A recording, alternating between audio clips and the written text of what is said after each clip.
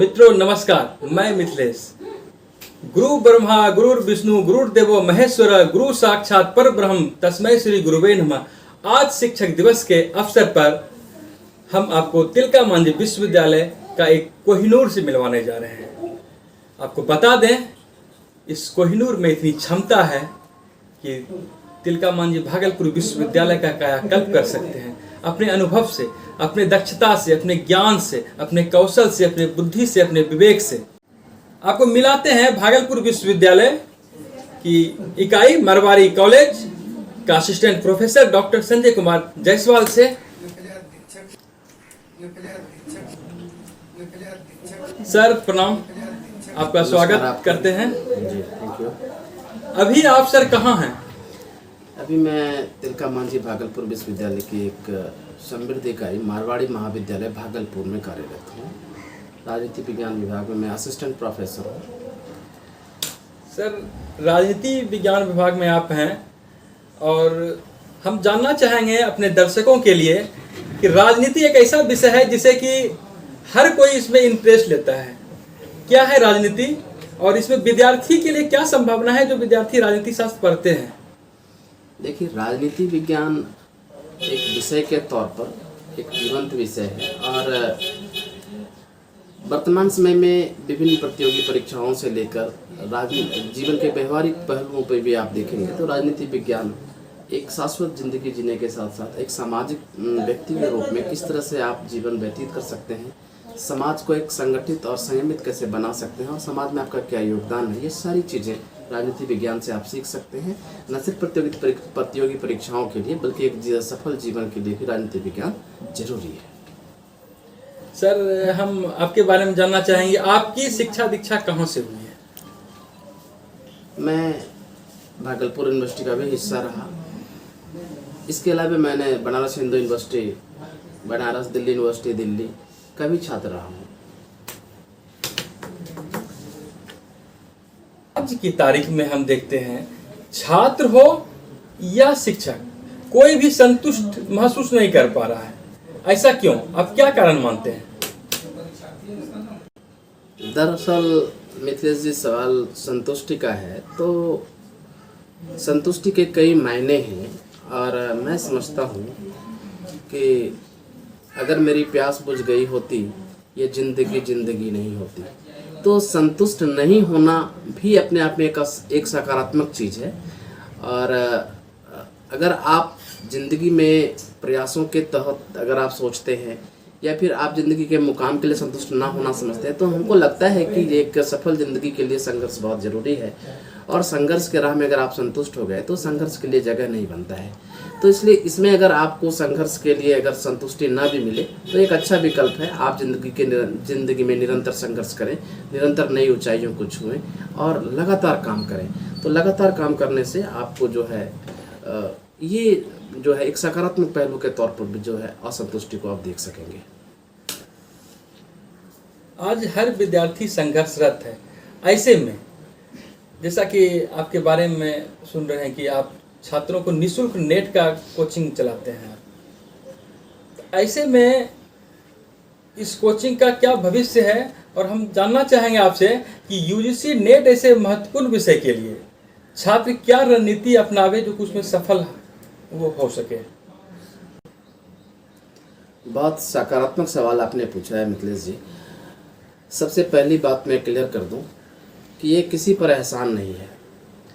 ये सच आपने सुना है कि एक निःशुल्क संस्था है ये, और इसका उद्देश्य सिर्फ इतना है कि मेरे जीवन पर भी कई लोगों का एहसान है, तो हम उनका एहसान तो नहीं चुका सकते हैं। तो हम समझते हैं कि विश्वविद्यालय का हिस्सा होने के नाते अगर हम अपने छात्रों के लिए अगर अतिरिक्त मेहनत करें, उनके लिए कोई नया दिशा निर्देश कर सकें, हम उसके सफलता में अपना योगदान ढूंढ सकें, तो ये मेरे लिए सौभाग्य का विषय है। और एक आत्मिक संतुष्टि के लिए मैं निःशुल्क ये संस्था चलाता हूँ और पिछले 2 वर्षों में मैंने कई रिजल्ट दिए हैं, जैसा कि आपको पता भी है।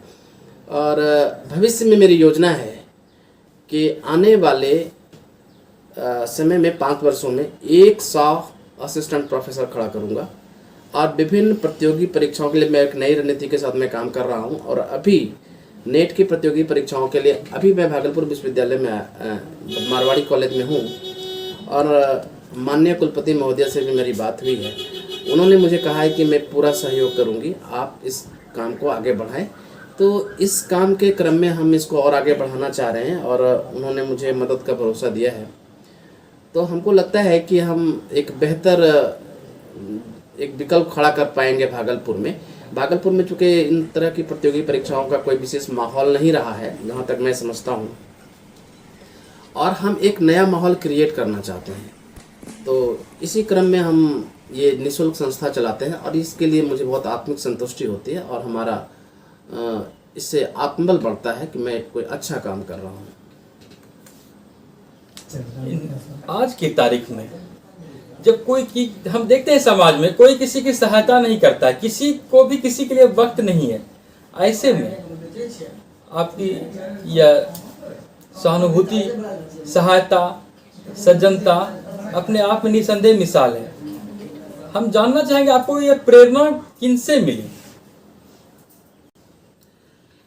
देखिए, ये कोई एहसान नहीं है, कोई सहानुभूति नहीं है, बल्कि मैंने पहले भी कहा कि यह मेरे लिए एक आत्मसंतुष्टि का विषय है।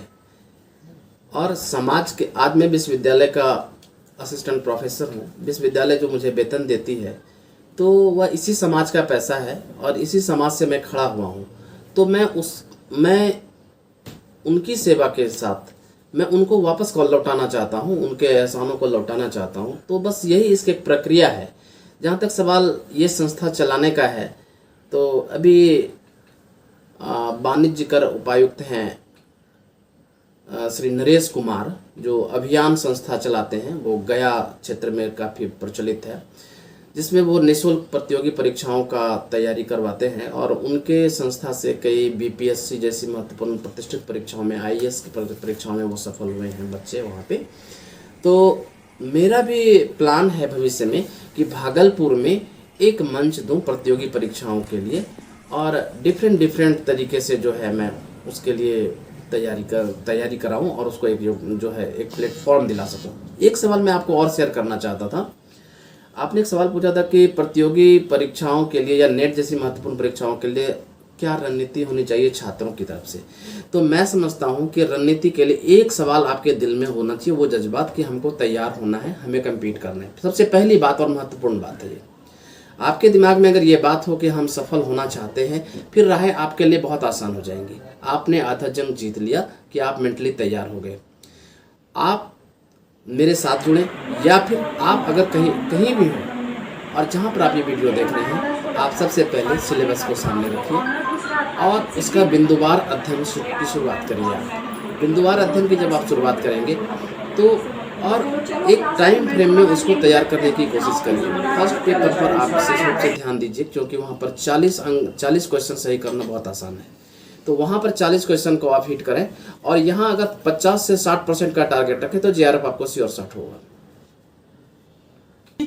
अभी तक आपके मार्गदर्शन में कितने छात्रों ने नेट में सफलता हासिल की है? जब से मैं इस प्रतियोगी परीक्षाओं में अध्यापन शुरू किया हूँ तो मुझे याद है, अगर भागलपुर के अलावे अगर अन्य शहरों की बात करें, जब मैं दिल्ली में था या फिर यूपी में था, बनारस में, तो लगभग 3 दर्जन छात्रों की सफलता में मैंने अहम भूमिका अदा की है। लगभग 36-37 छात्र हमारे जो हैं सफल रहे, जिसमें से कम अभी जहाँ तक मेरी जानकारी है 13 या 14 स्टूडेंट जो है असिस्टेंट प्रोफेसर हैं। विक्रमशिला विश्वविद्यालय का ये इलाका है आंध्र प्रदेश, और कभी यहाँ देश विदेश से छात्र आया करते थे। हम आपसे जानना चाहेंगे कि अभी वर्तमान का तिलका मांझी भागलपुर विश्वविद्यालय भी वही खूबसूरती बिखरे, वही ज्ञान की आलोक यहाँ से भी प्रकाशित हो, इसके लिए आप विश्वविद्यालय प्रशासन को क्या कुछ सुझाव देना चाहेंगे? विश्वविद्यालय में मैं बहुत छोटा इकाई हूँ, मैं असिस्टेंट प्रोफेसर हूँ। विश्वविद्यालय में बड़े अधिकारी हैं, विदुषी कुलपति अभी सौभाग्य से भागलपुर विश्वविद्यालय को प्राप्त है। उनका भी विजन है। और जहाँ तक सवाल विक्रमशिला विश्वविद्यालय के गौरव और तिलका मांझी का संबंध है, निश्चय ही दोनों विश्वविद्यालय का पोषक क्षेत्र एक ही है और इस पोषक क्षेत्र में जब कभी कभी विश्वविद्यालय का जिक्र होता है तो विक्रमशिला विश्वविद्यालय स्वाभाविक तौर पर उसका जिक्र होना लाजिमी है। मैं आपको ये आश्वस्त करूं कि अभी जो वर्तमान की कुलपति हैं प्रोफेसर डॉक्टर नीलिमा गुप्ता, ये बहुत आपको पता ही होगा कि बहुत क्रिएटिव कुलपति हैं और इनका जो विजन है वो बहुत ही सकारात्मक है। आने वाले समय में इन्होंने काफी चीजें इसको बेहतर करने की जो कोशिश की है। आप हर काम में आप देखते होंगे जो डे फर्स्ट से जो इनका काम है आपको वो दिखता है और मेरी संजोग से कई बार मुलाकात हुई है एज ए हॉस्टल सुपरिटेंडेंट या एज ए टीचर, तो उन्होंने जो मार्गदर्शन दिया है हम देखते हैं कि काम करने वाले को बहुत प्रेरित करती हैं और उनको काफी जो है मौका उनके लिए होता है इनके सानिध्य में काम करने का। तो हमको लगता है कि वर्तमान कुलपति इस दिशा में प्रयास कर रही हैं कि इनके पुराने गौरव को लौटाया जाए, विक्रमशिला की छवि तिलका मांझी भागलपुर विश्वविद्यालय में दिखे, ये कोशिशें हो रही हैं। और हमको लगता है कि जिस तरह से पीजी के विभागों में, छात्रावासों में और कॉलेजों में खुद पहुंच जाती हैं। अभी आपने देखा था कि बाल राहत के दौरान बच्चों से खुद जाके मिलना, ये शायद विश्वविद्यालय में ये पहला कदम हो गई, कोई कुलपति जो है छात्रावास के बच्चों से जाके खुद मिली हो, खुद उसके खाने पीने की व्यवस्था की हो, ये पहला मौका है। तो बिल्कुल विद्वता के साथ साथ ममतामयी भी हैं और इनकी कोशिश है कि विश्वविद्यालय के जो दिन है वो बहुरें और विक्रमशिला की जो प्रसिद्धि है वो तिलका मांझी के रूप में दिखे।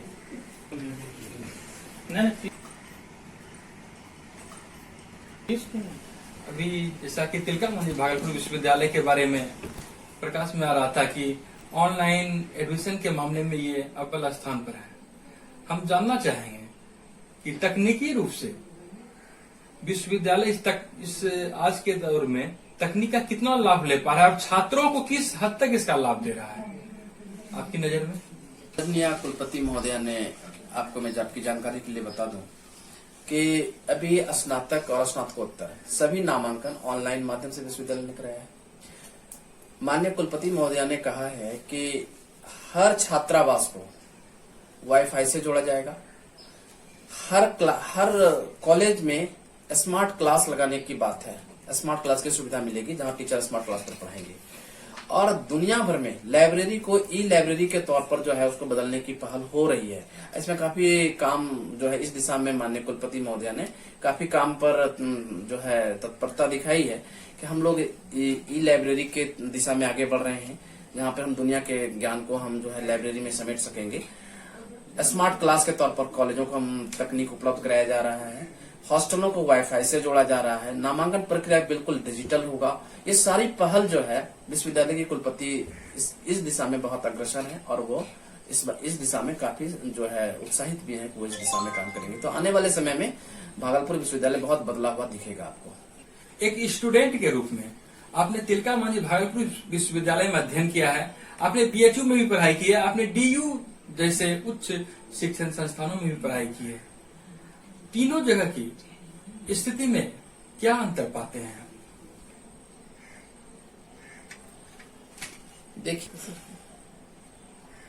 देखिए राज्य का कोई भी विश्वविद्यालय, चाहे वो न सिर्फ बिहार में, भारत के किसी भी राज्य विश्वविद्यालयों में आप चले जाइए, वहां पे आधारभूत संरचना का थोड़ा अभाव दिखता है। ऐसा नहीं है कि ज्ञानवान शिक्षक यहाँ नहीं है, चीजें यहाँ नहीं है, वो सब चीजें यहाँ हैं, लेकिन आधारभूत संरचना का थोड़ा अभाव है। और विश्व जैसे बीएचयू या डीयू जैसी बड़ी संस्थाओं में आधारभूत संरचना का समस्या नहीं रहा है और तकनीकी कौशल के मामले में भी विश्वविद्यालय काफी आगे रहा है, समृद्धता यहाँ रही है। लेकिन हम सीमित संसाधनों में भी, हम इस विश्वविद्यालय का भी हिस्सा रहे हैं, तो सीमित संसाधनों में भी काफी चीजें यहाँ भी की जा सकती हैं और हो रही हैं। तो उच्च शिक्षण संस्थाओं में, बड़ी संस्थाओं का क्रेज जरूर है छात्रों में, क्योंकि वहाँ पे आधारभूत संरचना ज्यादा अच्छा है। ये अंतर है। बाकी विद्वत्ता के मामले में अंतर्राष्ट्रीय स्तर के विद्वान शिक्षक यहाँ भी हैं और वहाँ भी है।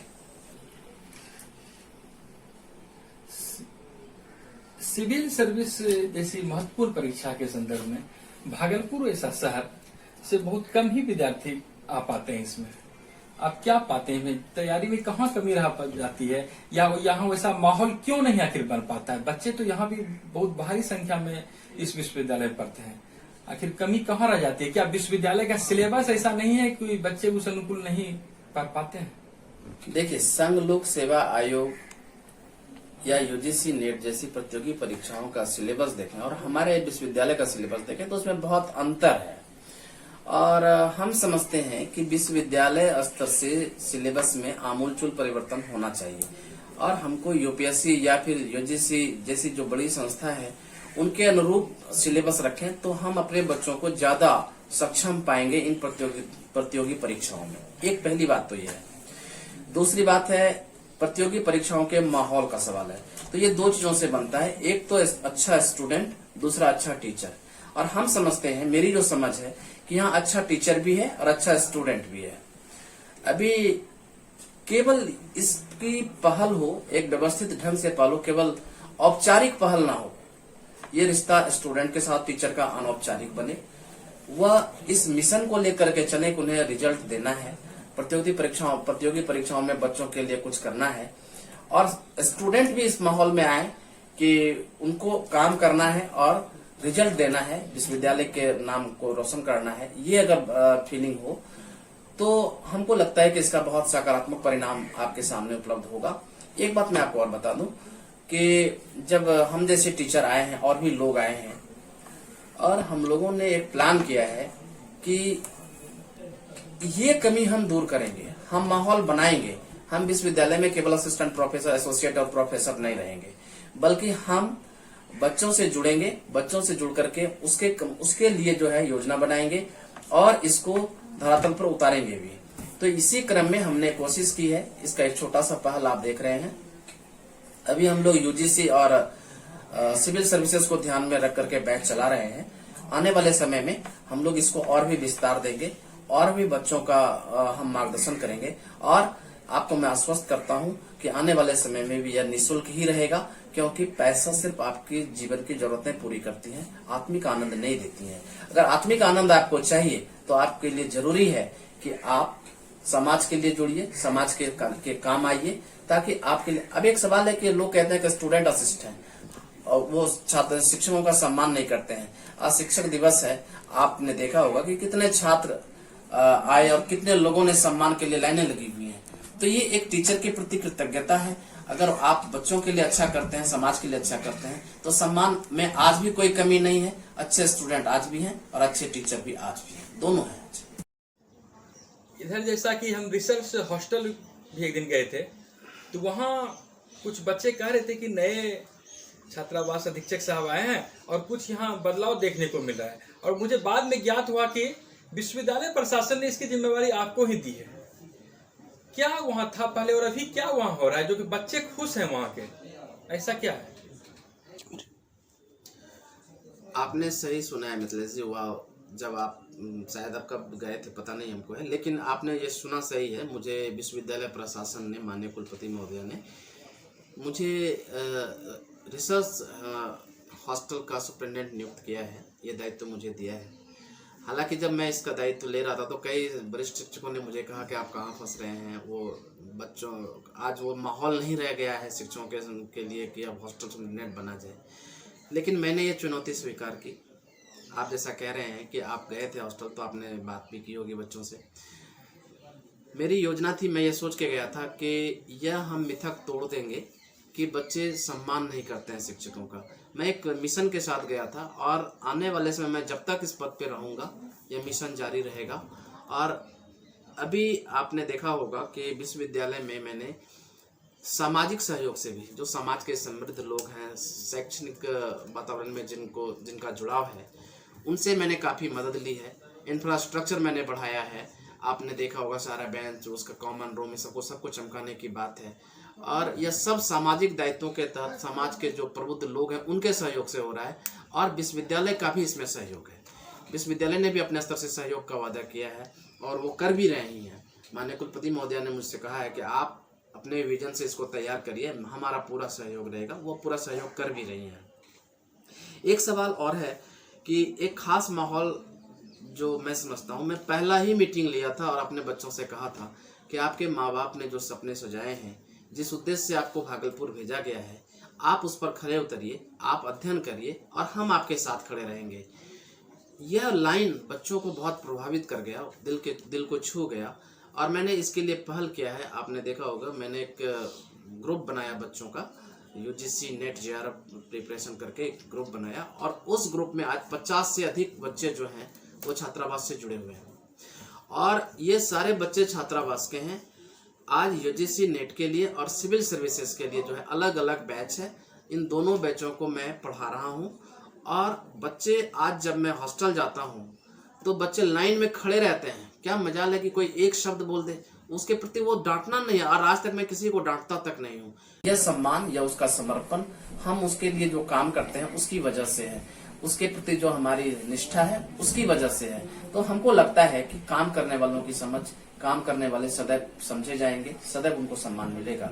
और मैं किसी जो है अपेक्षा के बिना भी मैं छात्रावास को एक मिशन के तौर पे लिया हूँ, उसको चमका के रखूंगा और वहां पे रहने वाले बच्चों के लिए और जो विश्वविद्यालय के छात्र हैं जो UGC और सिविल सर्विस सेवा परीक्षाओं के लिए तैयारी करना चाहते हैं उनसे जुड़ के काम करूंगा और विश्वविद्यालय में मैं जहां भी रहूंगा बच्चों के साथ जुड़ के रहूंगा। आपने जीवन में कितना संघर्ष किया जो कि इस मुकाम पर आप आज हैं, जानना चाहेंगे आपसे। देखिए, मैं एक किसान परिवार से आता हूँ। पिता हमारे भारतीय किसान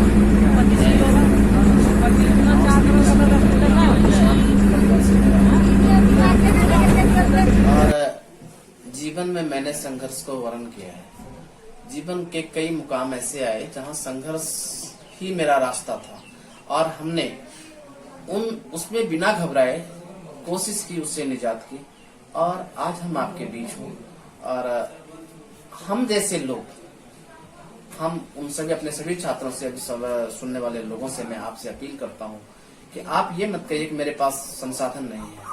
संसाधन के बिना भी अगर आपके समक्ष, आपके दिल में अगर यह तमन्ना है कि आप सफल होना चाहते हैं, फिर संसाधन कोई मोहताज नहीं। संसाधन के आप मोहताज नहीं होंगे। संसाधन कोई वस्तु नहीं है। संसाधन अपने आप खड़ा होगा। आप तो खड़े हुई, आप अपना आत्मविश्वास बढ़ाइए, आप खुद को तैयार करिए कि हमको सफल होना है। संसाधन आपके साथ साथ चलेगी, आप ये यकीन करिए, क्योंकि हम खुद उसकी मिसाल हैं। छात्रों को मार्गदर्शन किया और उम्मीद करते हैं कि इस वीडियो देखकर छात्रों में भी कुछ उत्साह बढ़ेगा, वो भी अपने लक्ष्य की ओर आगे बढ़ेंगे, जीवन में उन्हें भी सफलता मिलेगी और आप भी अपने मंजिल को पाएं। आप जिस मिशन में लगे हैं आप भी उस मुकाम को पाएं। इसके लिए आपको बहुत बहुत शुभकामनाएं, बधाई कि आपके छात्र सफल भी हो रहे हैं। आपने समय दिया, इसके लिए आपको बहुत बहुत धन्यवाद। प्रणाम। धन्यवाद, आपको अमूल्य समय हमें दिया है और शिक्षक दिवस के दिन आपने मुझे सम्मानित किया। आपने मुझे अपने चैनल के माध्यम से अपने विचारों को व्यक्त करने का मौका दिया है। हम आपके प्रति बहुत बहुत आभारी हैं, बहुत शुक्रगुजार हैं और हम एक बार अंतिम रूप से कहना चाहते हैं, हमारे जैसे टीचर, हमारे और आपके जैसे और पत्रकार और जो स्टूडेंट हमें सुन रहे हैं, आप सब अपने कार्य के प्रति तत्परता रखिए, आप निष्ठा रखिए अपने काम के प्रति, मंजिलों की तलाश करिए, मंजिलें आपको अवश्य ही मिलेंगी। धन्यवाद।